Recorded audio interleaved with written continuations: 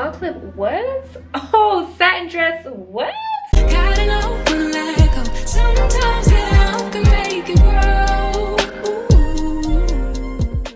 Hey girl, hey, it's your girl Jay, and welcome back to my channel. If you are new here, thanks so much for sliding through, and if you're returning, thanks for coming to kick it with your girl once more. You guys, I'm back, and I didn't think that it could get any better, but it did. I didn't think it could get any easier, and it did. As you guys asked, today we're doing hair with 100% human hair. We're doing gypsy braids. You guys, I said to myself, I would never do this because it's gonna take too long, it's gonna be too hard, and when I tell you it's even easier than the boho braids, it's even easier. It's less time consuming. I'm gonna let you guys guess how long this took me to do. In fact, let me take this down for you guys. Let me take it down so y'all can really see, so you can really take in what's going on here. Oh, it's eating. All right, so let's go ahead and get into the products because I know what you're here for. I'm not gonna drag this thing out. So first things first, we use 3 bundles of the Ywigs 22-inch deep wave hair. You guys, when I tell you I have worked with this company before and they just get it right every single time. When I tell you the texture feels amazing. This hair is absolutely amazing. It's so easy to use. The shedding is like completely minimal. Love them, love their life. And also thank you Ywigs for sponsoring this video. You guys know I use them in all of my hair videos and I use them on my clients and no one ever complains. So if you are trying to find bulk hair to use on either you or clients, I highly recommend this hair. You guys, I swear by them, last so long. I have not had any complaints. So next, what we need, we're also going to need a braiding rack. Super optional. When I say the braiding rack just cuts the time down for me and I just don't know how I ever survived without it. I did use a 3-way mirror. Now, let me tell you, if you want your parts to look like God parted them, you need a 3-way mirror. You guys know, I swear by this stuff right here, the Shine and Jam Magic Fingers. You're doing it yourself. Parting is always going to be a struggle, so a good sturdy rat tail comb is going to be a must. As far as other products that I use, towards the end I did get a spray bottle, just, you know, to make it easy to wet the hair. This is no dipping with this hair. You do not need to dip your human hair. And then of course I used some edge control and then an edge brush, but that was literally all that we used today. I do want to mention again that I used 3 of the Ywigs hair bundles. I know a lot of people like to ask how many bundles that I did use. I used 3 bundles. And the size of the braids that I have in my head are a size medium. Now the size of your braids may vary based upon the thickness of your natural hair and of course how thick you want the braids to actually be, but for me, mine are a size medium. I'm not gonna hold this up. Let's go ahead and get to the goods, you guys. Okay, so we're going to make sure that we are starting with a freshly washed and blown out head of hair. I recommend blowing your hair straight. You want to spend more time braiding than detangling. So I absolutely swear by my braiding rack and I like to prep before I start braiding. You guys, as you see, I'm going to be using the 22-inch deep wave hair from Ywigs. Love it, love their life. The hair thickness goes from the top to the bottom and it has minimal shedding. You can't ask for better hair. So this is going to be the size of hair that I feed into each braid each time. I'm just going to put it on the sprigs on the braiding rack. I'm just going to fill it up. I ended up having to refill my rack about 3 times. You use so much hair with this style, so just prepare for that. I put more than 1 piece on each sprig. I put about 6 to 7 pieces on each one. So yes, that is how I prep for the braids. That parts can really make or break your style. No matter how uniform your braids are, if your parts are janky, it's not going to matter. So I like to start by parting my hair right down the middle. Now by doing this, not only does it give you a clear view of the other side of your head, it just makes it a whole lot easier to get that hair out the way. Now I like to use my ears just to kind of measure where the parts and all that should go. So you're going to have 3 rows below your ear and then about 5 going up to the top. You can literally see how much of a game changer having a 3-way mirror is. Like I can see the full circumference of my hair without a struggle and my parts are going to be so crisp. So I use a scrunchie just to kind of separate the section so that the hair doesn't start to blend together. And then I just continue to go up the length of my head. So of course these are just going to be rough draft parts. As I'm starting to actually braid my hair, you'll see I'm going to be molding the parts better with gel. I only recommend that if you're doing it on someone else. When you're doing it on yourself, don't be so quick to add the gel because you might have to straighten those parts as you go along.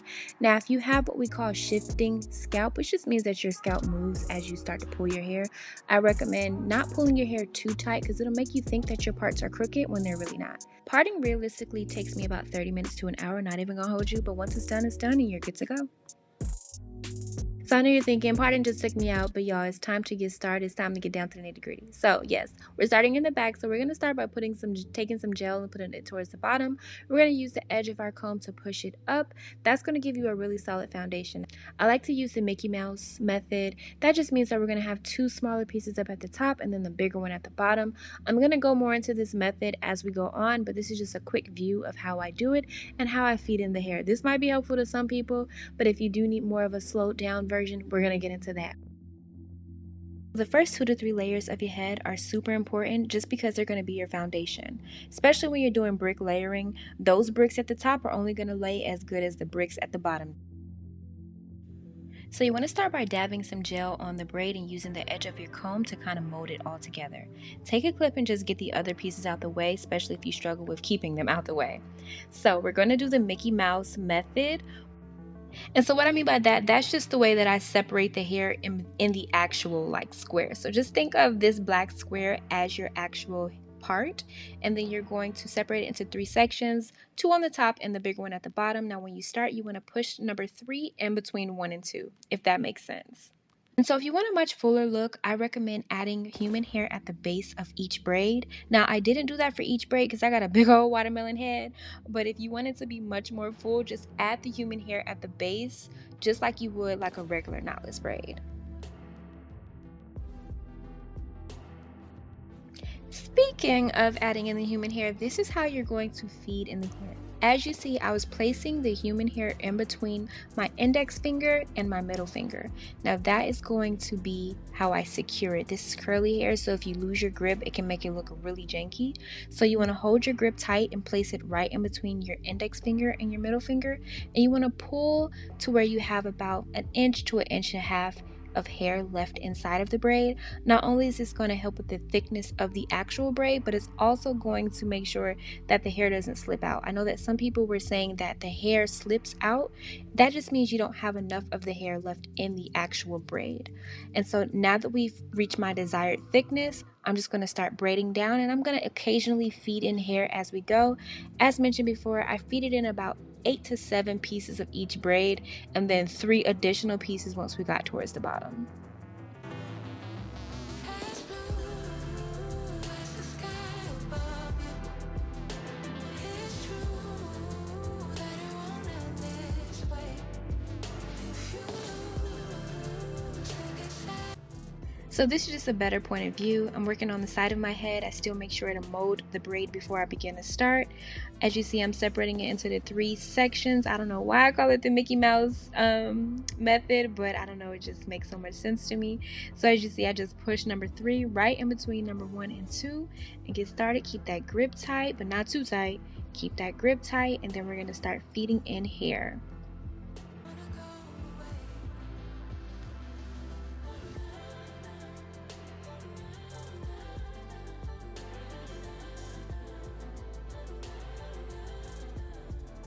And so I did want to reiterate that you can literally add in as many pieces as you want. I had to be a little careful because I only had 3 bundles. I was a test dummy. I was like, I don't want to add in too much hair and then not have enough for the top. So had I known that 3 bundles was going to be actually well enough, I would have probably added in more hair. I might even go in and crochet some hair in. But yes, you guys, add as much hair as you want, and it's just going to get fuller and fuller.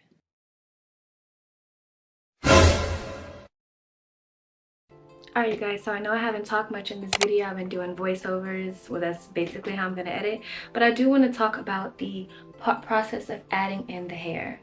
So, because this part is important, especially if you don't want to have it like blunt pieces sticking out or anything like that. So, I just want to slow it down and talk about this part. So now I'm at the part where I have flipped my braid. As you guys know, I start braiding overhanded on the top, and then after about 3 or 4 ways of braiding it down, I do flip. And so since you do want your hair to be really full, you're going to add pieces in periodically as you go down. So let's just do that part together. So as you see, I'm just going to take a piece of hair, and so you have the curly side and then you have the actual more blunt side. So you're going to take the blunt side and you want to take it and just wrap it around. You see? So all I did was just wrap it around there, and then You can either clip it up, throw it behind your shoulder, or whatever you gotta do. And then this is that blunt part that was just there. And then you're gonna continue to braid down. Now, you don't want your hair to be like all lumpy and bumpy, so you wanna make sure that you practice that part, getting that part down first. And so then we're gonna braid down a little bit, and I'm gonna dab a little bit of the gel and put that there just so it's smooth. But it's important that you keep your grip nice and tight, because if you don't keep it tight, it's gonna look all, it's not gonna look very uniform. So you wanna keep your grip nice and tight. And so we're gonna go down about 10 or 12 ways down. So when I say 10 or 12 ways, I mean like, that's like 10 little things. I call them ways, but you wanna have like maybe like an inch and a half of distance in between. And we're gonna do it again. As you see here, here's our blunt side. We're gonna wrap it around the back and we're gonna toss it. And oh, let me point this out.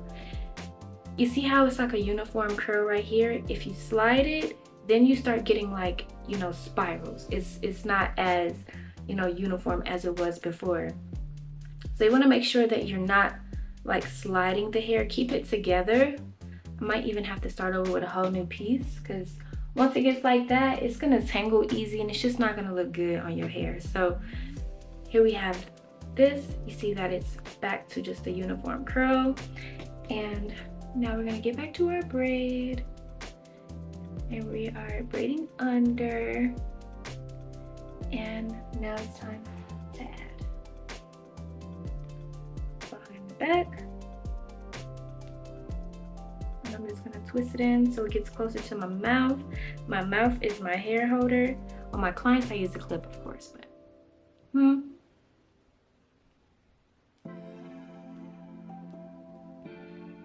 and just braid down. And now it's easier to toss over. And so I had one up top, I had two up top, one in the middle, one more closer to the bottom. And now we're gonna get to the part where we are going to be finishing up towards the bottom. For this part, whatever piece is in my thumb is where I add the long piece of hair. So I'm going to add it there. So this is our blunt side, and this is the part that's in our thumb, and then I just twist it over. 1, 2, and so now I have another short piece here. I'm gonna add another long piece. Boom, here's our blunt piece. Do a little 1, 2, 1, 2, and now we're back at another short piece, our last short piece, and then we're just going to do it again. Boom, boom. And this is going to help your ends from looking like super frayed and stuff too. You'll have a little bit of fray just because you are dealing with human hair, and with synthetic hair, it's just the fibers are just longer, they're stronger in my opinion. And so now we're just going to braid, braid, braid, and I just keep on braiding until I get to the end of the blunt part, like the shorter part. So just keep braiding and braiding and braiding. And you can literally add as much as you would want, but I only have 3 bundles here. So I just do want to play it kind of safe. And if I find that I have a whole lot of extra hair left over, I have no problem going in and just crocheting a few pieces in. And I realized on my last video, I didn't crochet any pieces to show y'all that process. I'm gonna do that on this video. I'm not gonna leave y'all hanging this time. And there is our braid. Boom. Voila. Alright guys, so we have reached the finish line, you guys. When I say I love my hair, parts are eating. Oh, the braids are uniform. It's so light. It's so, oh my gosh, the hair feels so soft. It feels like I have like some bundles in. Like you can barely even like, oh my gosh, in comparison to like the regular Boho Knotless Braids, these are like, what to say, like these are like top tier. So I haven't put any like product or mousse or anything on it yet, but can we just take a minute to admire these parts, baby? Okay, did God part this? Did he part this or no? Oh, I'm obsessed. Oh yeah, oh yeah, your girl did her thing. So as far as what we're gonna put on the hair, I'm just gonna go on with some water. I have this automatic mist thing or whatever. I don't know why I call it automatic mist sprayer, like it ain't just some water in a bottle, but I'm just gonna spray with some water. I usually will go on with like mousse, but I really want to save mousse. You know, maybe after I wash it for the first time, I'll try putting some mousse. But for now, I just want to see what water is gonna do, because this is what I would do with bundles. You know, after you get bundles for the first, after you wear bundles for the first time, you don't want to go right in with mousse because it starts making the hair feel kind of, I don't know, tacky. But on like regular Boho Knotless braids, then yeah, because it's, you know, it's more braids than actual hair, so it don't even really matter. But y'all, the hair just starts feeling better and better. Oh, and this water feels so good on my scalp because even though I braided my own hair, I'm still very tender-headed. This is like my little tender spot back here. Y'all, look at this. What? My hair look better than my inspo picture. And I'm not even about to toot my own horn. But toot. I'm about to go in with some Shine and Gel Magic Fingers finishing sheen now. Now I'm gonna put that, I'm just gonna get my roots, my scalp real good. Nice and oiled. So y'all, I have worked with Ywigs in the past and they did it again. They did it again. They executed, they came up with the perfect hair. When I tell you braiding with this hair was a breeze, crazy. All right, let me go ahead and do my edges real quick. You guys know I use the Ebin 24-hour edge tamer. The black one is the only one that works, okay? I don't want to hear her argue with your mother because the black one is the only one that works. The purple one is cool while you're in the house. As soon as you go outside, you're gonna be looking like you got the bike, okay? And if you know, you know. So yeah, the black one is like literally my favorite. We're just gonna go ahead and put this on here. And so for this style, I am gonna do a little bit more of a dramatic baby hair, you guys.